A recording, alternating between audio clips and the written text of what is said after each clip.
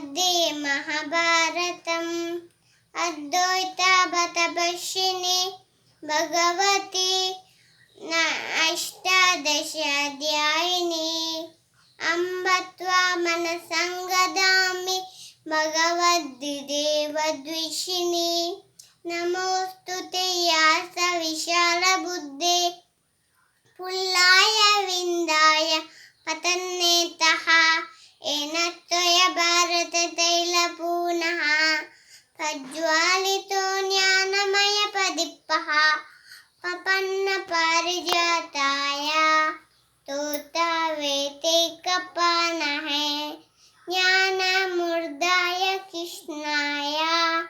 गीताबतदुगे नमः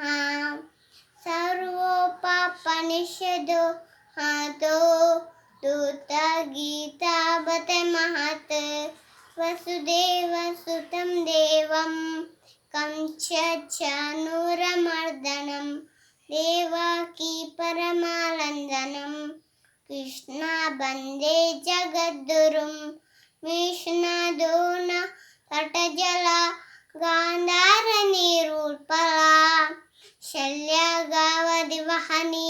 कर्णेन नीनकुला अश्वत्थामि महिकुन्न महरं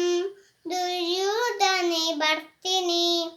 सूतेन कल्पानवयर्दि कैवर्तका केशवा पाराचर्य वजसुर ममलं गीतार्कगणगुर्कटं ज्ञानाख्यकेसर करिमलं सम्बोधितं योके सज्जन सर्पदेन नयनः पेपीयपालबुधा भूय भारत पंकजं करिमलं सद्वसन शेयसे मूकं तरोचि वाचारं पंगुलंघयते इत्थपाता महाबन्दे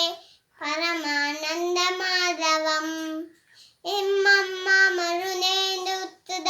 मधुदः सुन्नुन्ते दिद्वेषवै वेदै सपनिषदै गायन्ते नमः ज्ञानावस्थितवेन मनसा पश्यन्ते नो योगिनो